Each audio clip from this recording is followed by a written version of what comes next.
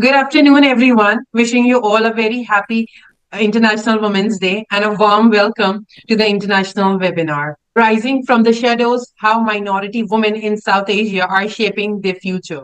My name is Zehra Naqvi, and I'm honored to serve as your moderator for today's discussion.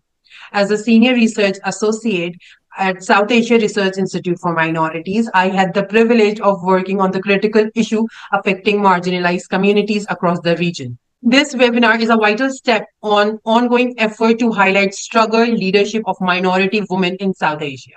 Today's discussion highlights the challenges minority women in the region face due to long-standing social, economical, and political inequalities. Despite these difficulties, they show incredible strength of determination in shaping their futures. This platform aims to amplify their voice, acknowledging their effort in advocacy, leadership, and social change.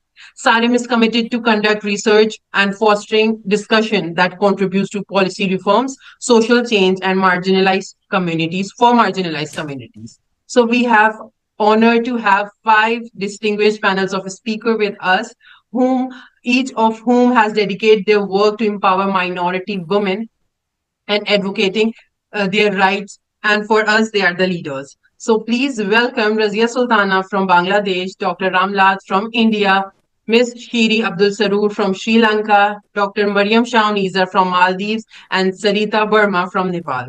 Thank you so much for joining. We are excited to hear from our panelists. Let's begin inviting Razia Sultana, a Rohingya human rights activist, lawyer, and researcher from Bangladesh. She has been a strong advocate for Rohingya women, sharing their stories on national and international platform for justice. Razia, please share your thoughts. The floor is now yours. Over to you. Oh my God. Thank you so much. Thank you for inviting me. First off, Assalamu alaikum and Ramadan Mubarak. Walaikum assalam. Same to you. Thank you. I'm Razia Sultana, a Rohingya origin, brought up in Bangladesh. Founder of RW Welfare Society, a women-led organization in Bangladesh. Since 2016, I have been documenting the horrific atrocity committed against Rohingya women and girls by the Burmese military, particularly sexual violence, and calling for accountability for this crime. My report, Rape by Command, in 2018 exposed clearly that mass rape was being ordered by Burmese military commanders, and this finding was validated by UN Independent International Fact-Finding Mission in Myanmar. I ran a psychosocial resilience program with the Korean NGO ADI funded by KOICA from 2018 in Camp 14, in Cox's Bazar.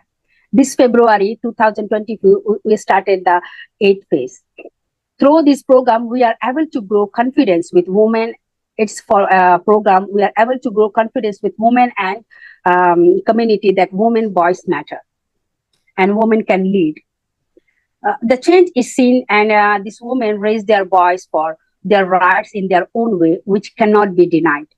Our program now is an example. With our capacity in 2020, we got a networking pilot project with the WPHF, Women Peace Humanitarian Fund, via UN Women. It is a very important networking who are very capable to support the inside of the camp at any time. Even this networking activity active during lockdown when no NGOs were allowed to visit in camp. This group gave a COVID information awareness and COVID kit door to door. It is true, the challenge is deeply rooted on gender discrimination. The Rohingya culture is still very patriarchal. That's what we deal with. Conservative culture where women are expected to remain home. During COVID, it was worst. Blamed women volunteer that they are responsible for COVID-19 spreading. Domestic violence increased. Children abuse at home, however. In this circumstance, some brave, outspoken women are not eager or afraid to be involved in independent activity.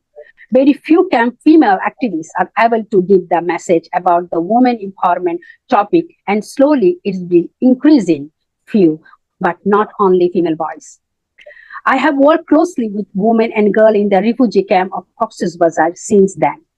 Conditions in the camp are extremely difficult when women are not even allowed to speak nor go out of their shelter for security, or some of misinformation about the religious norms. My activity and goal is to work for women empowerment, developing communication within the community and giving the platform to women who deserve best. Our psychosocial resilience program running since 2018. The goal of this project is to strengthen the psychosocial resilient capacity of Rohingya refugee women and aims to collective a proactive environment for women's psychosocial stability and strengthen the community resilience capacity by expanding the social network of Rohingya communities. We are also doing activities between Rohingya and host community for neighborhood peace, which we call social cohesion, also for supporting premature marriage, trafficking, sexual violence against the women and children. Connecting camp women leader and vocal activists with outside diaspora is very important task. For me, for future collaboration with the whole community for any decision-making process where women can show their support and contribution to the Rohingya community. And I am still trying to connect in with everyone, not only our diaspora leader, also some ethnic groups inside the Myanmar, even some group of diplomats for other countries. Prevent gender discrimination, support female empowerment, and fill up the huge gap in decision-making process is essential. Rohingya refugees are at a breaking point.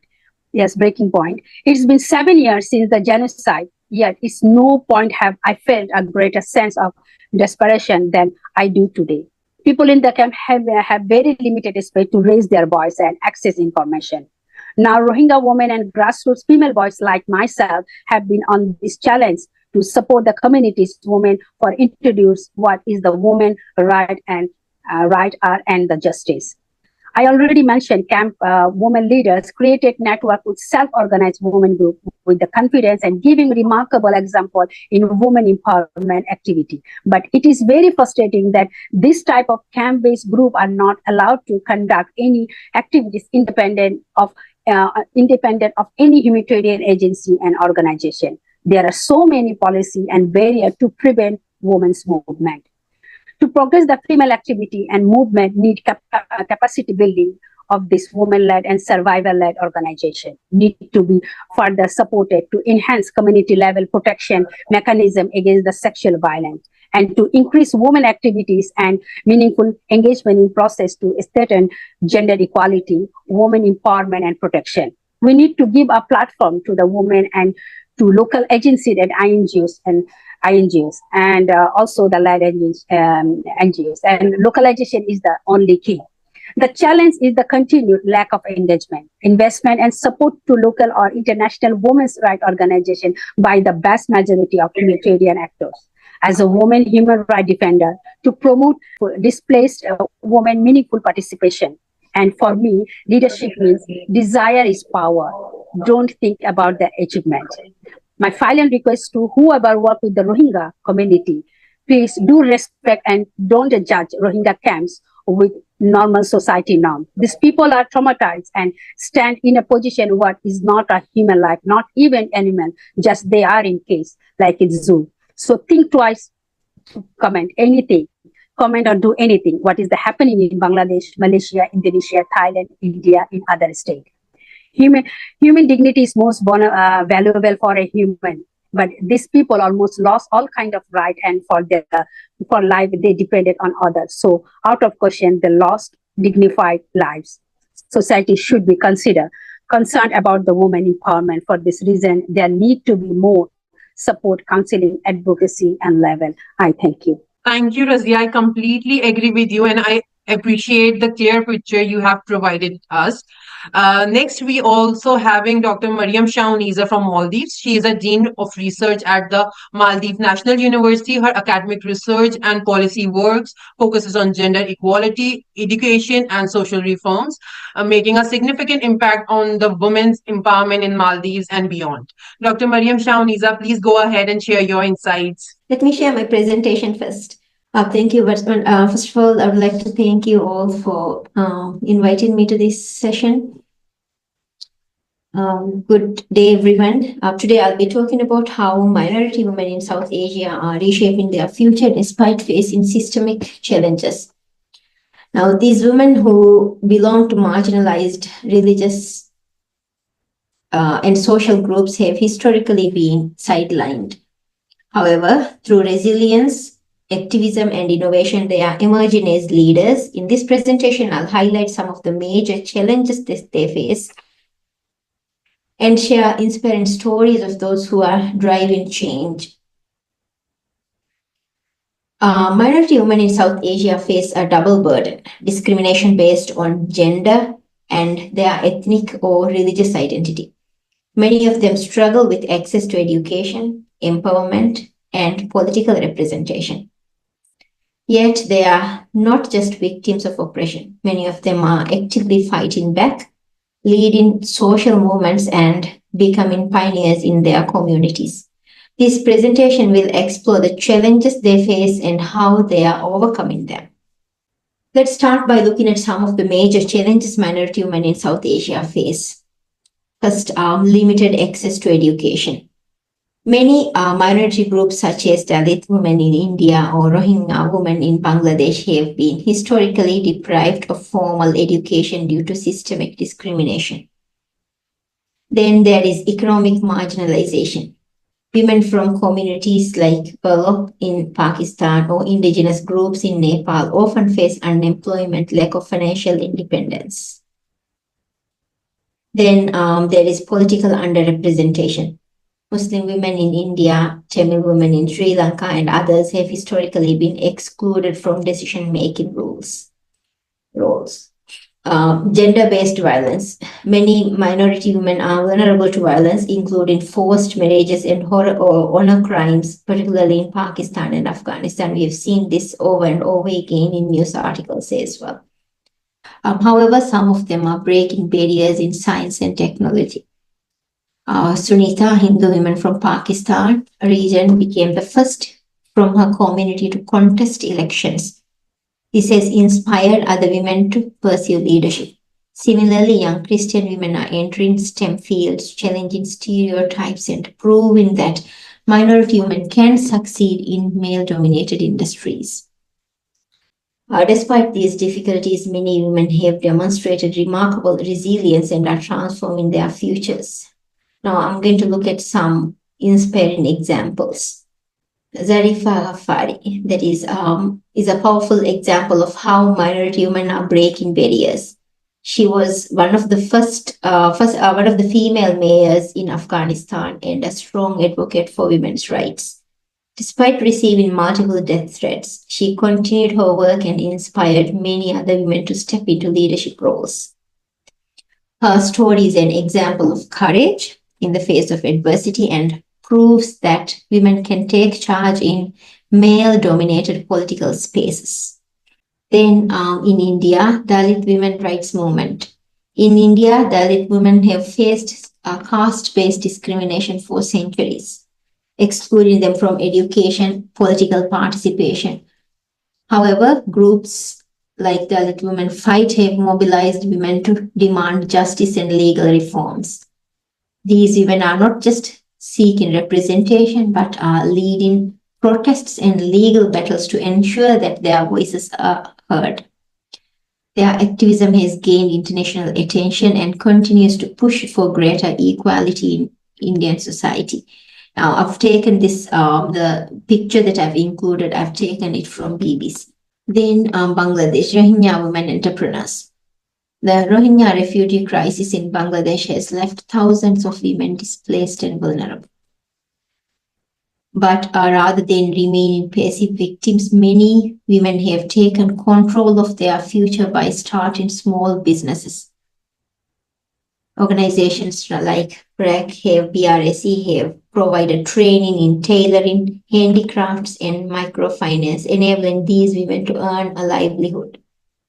This economic empowerment helps them rebuild their lives and gain some level of independence despite their difficult circumstances. Sri Lanka, Tamil women and post-war recovery. The civil war in Sri Lanka left many Tamil women widowed and economically disadvantaged. However, rather than being pushed further into poverty, many of them have taken on leadership roles in their communities. They are engaging in local governance, running businesses, contributing to post-war reconstruction efforts, These women are demonstrating resilience and strength, providing that conflict-affected women can be agents of change rather than victims. Pakistan, Hindu and Christian women in STEM. In Pakistan, Hindu and Christian women often face multiple layers of discrimination, according to some reports. In short, minority women in South Asia are not just surviving, they are thriving. And this is very hopeful, and this gives hope for the rest. Despite discrimination and social barriers, they are stepping into leadership in education and becoming economically independent. Their resilience is a testament to the power of determination and change. However, for true equality, continued efforts are needed through policy reforms, community support, and international advocacy. Empowering minority women means creating a better future for entire societies. Thank you. Thank you, Dr. Mariyam, for sharing insightful and well-researched presentation. We truly appreciate your valuable contribution. Next, now we welcome Shiri Abdul Saroor from Sri Lanka. She's a founder of the Mannar Women's Development Federation and co-founder of the Women's Action Network. She has been a strong advocate for marginalized and minority women, working tirelessly for the systematic change. Shiri, we invite you to share your perspective. The screen is now yours. Thank you very much. Good afternoon and assalamu alaikum to everyone. I'll be talking about two movements that I've been part of it. I could have just talked about it, but given the time limitation, I'm going to read my presentation.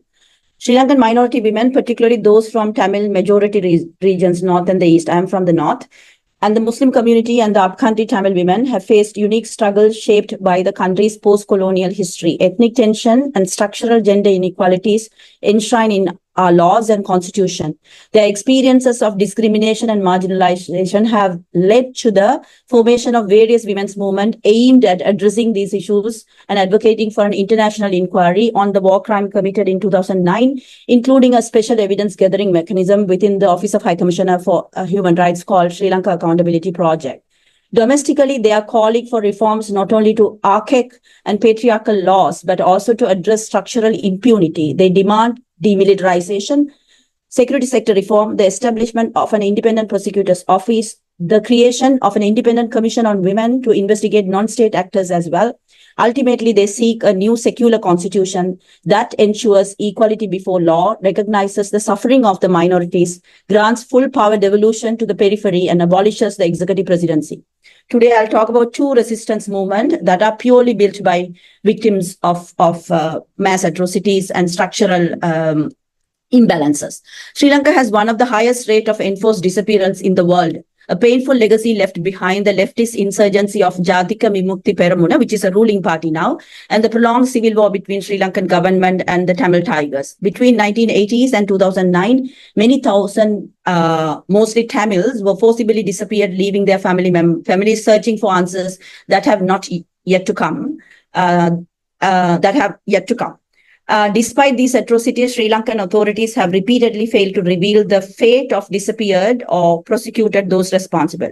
The Association of Families of Enforced Disappearance, a collective primarily of mothers and wives of victims of enforced disappearances, have emerged as a powerful force in the fight for justice in post-war Sri Lanka. Since 2017, Tamil families in the north and the eastern part have consistently protested, demanding the truth about their loved ones.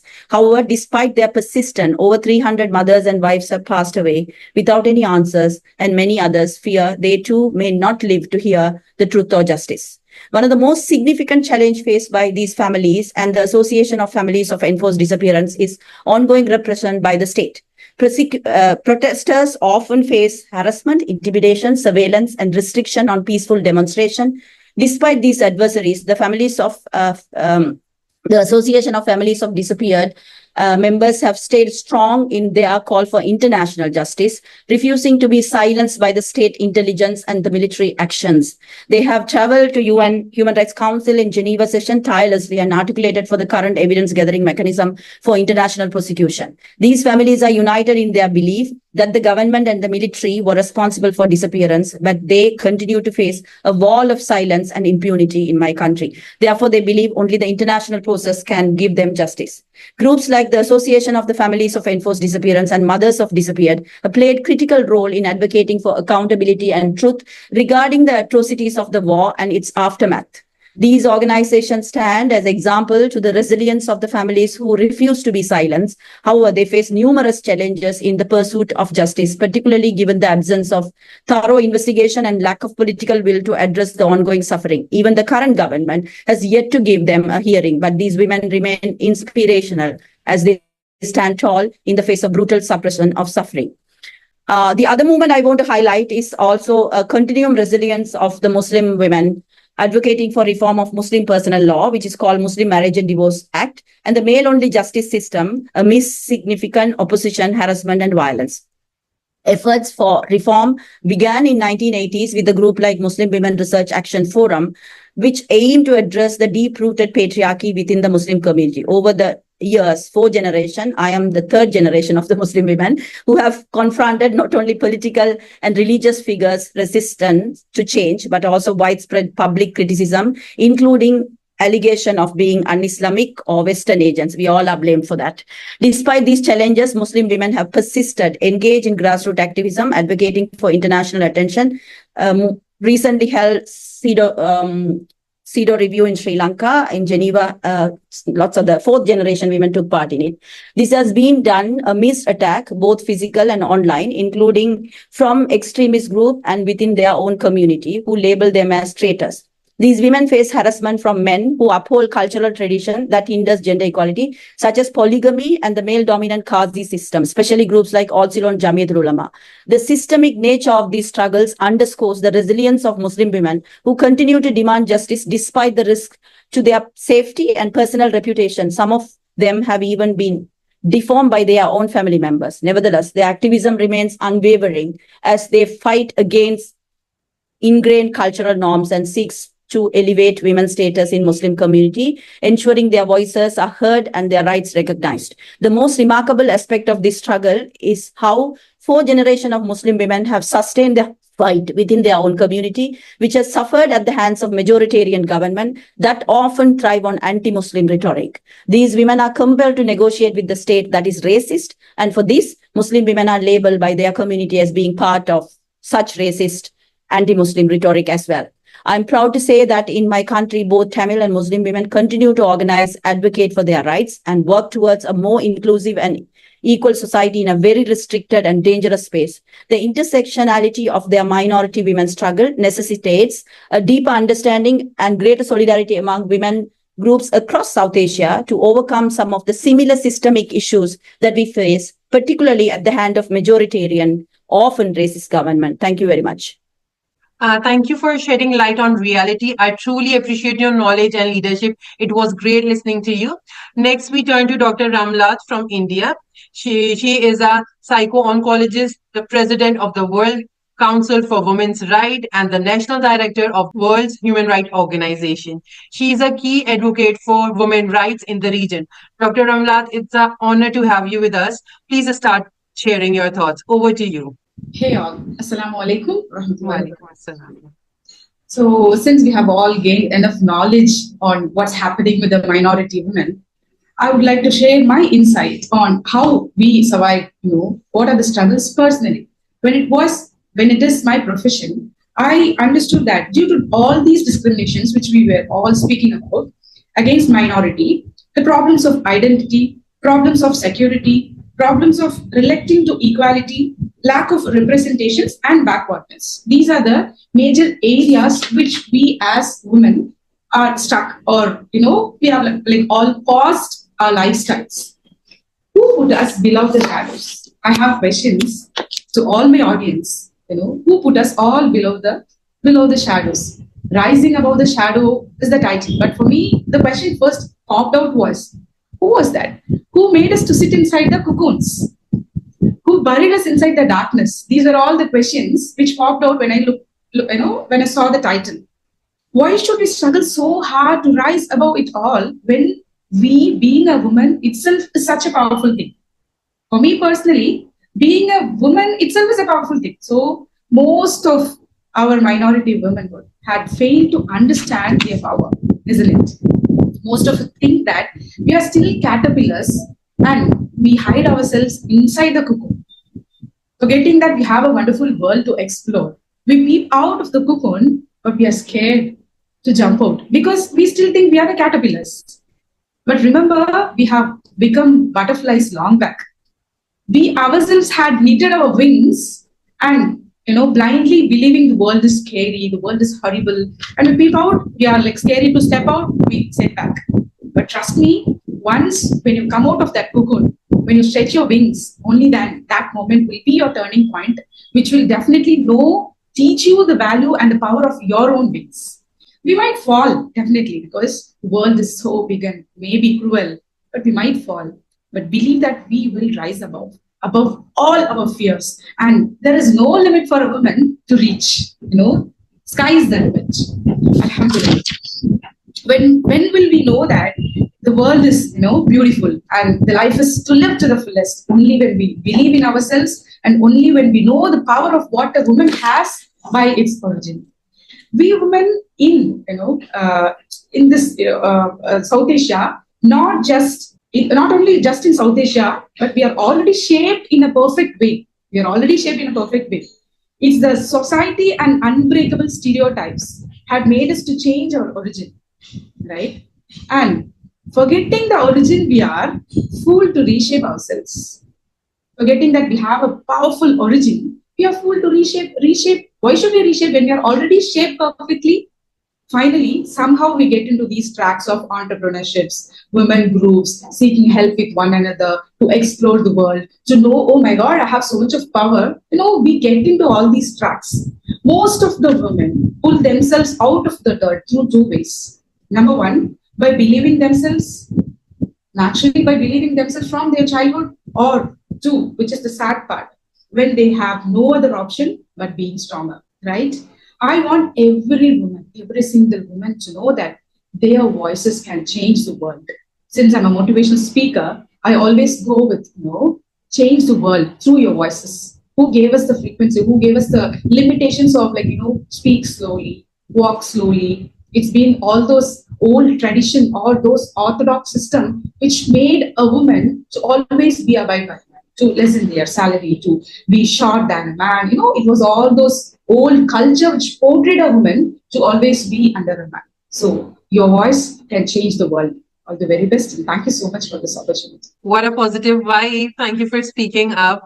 We need more voices like yours to make a difference. So lastly, we have Sarita Barma Shakha, project coordinator at the Feminist Dalit organization FEDO. She is also a human rights defender advocating for Dalits and other marginalized women and girls in Nepal. Sarita, over to you. We look forward to your insight, please. Hi, Naseer. Thank you. I'm very sorry. I think my camera is not working. So thank you very much. Thank you very much for this platform. It's a pleasure to hear all of these incredible women who has been, long-standing doing for the rights of minorities and other marginalized women.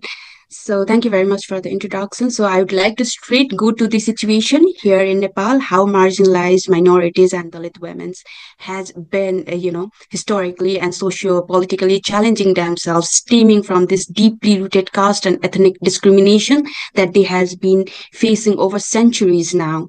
So they endure systemic marginalization, limiting their access to opportunities. Socially, they confront persuasive discriminations and violence, while politically, they experience underrepresentations and exclusions from decision-making processes. This intersectional discrimination has compounded not just the vulnerability, but perpetuating cycles of, poverty and inequalities that has been happening them on the basis of their caste identity, gender identity, and their economic status.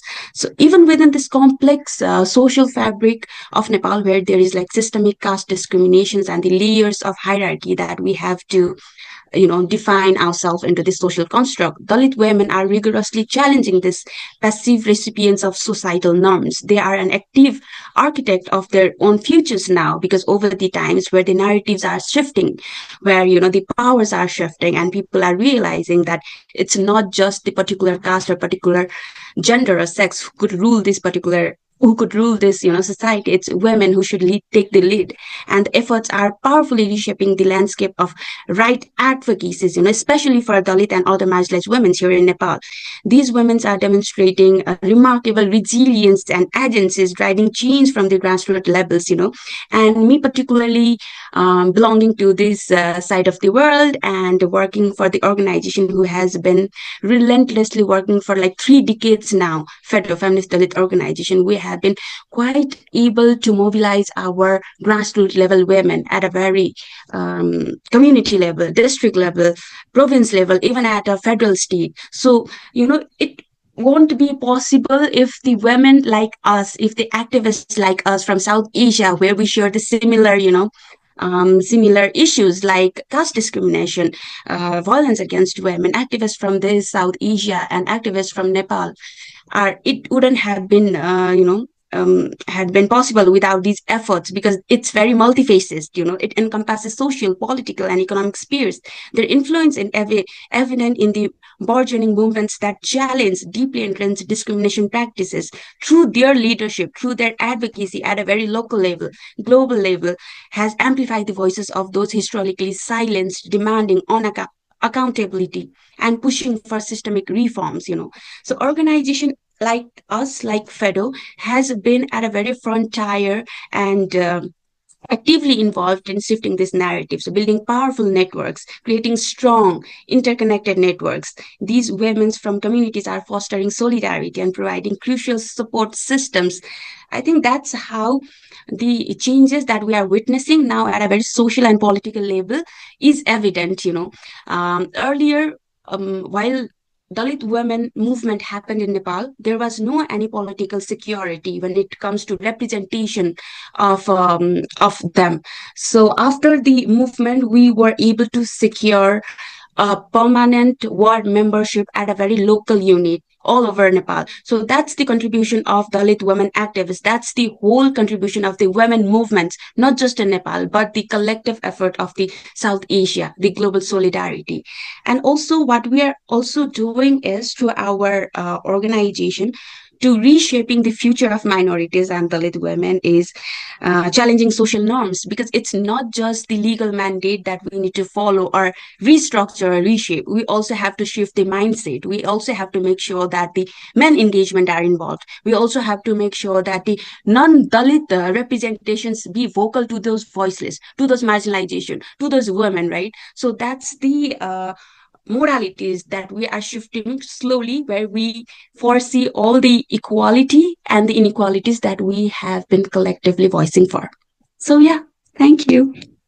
Thank you, Sarita, for your valuable contribution. We truly appreciate your perspective. As we come to the end of this discussion, I would like to express the gratitude to our speakers for their time and contribution, and to our audience for engaging and supporting. This conversation is an important step towards raising awareness and advocating for meaningful change. However, the work doesn't end here. Collectively, we must continue to amplify the voice of women, especially minority women, and push for the policies and initiative that promotes justice and equality. But what a panel of speakers, fantastic panel of speakers. I love the work you all are doing, sending loves your way in this International Women's Day. Thank you for being the part of this crucial dialogue. Stay connected with SARIM. Thank you so much for joining us. Take care and stay safe. Bye. Take care.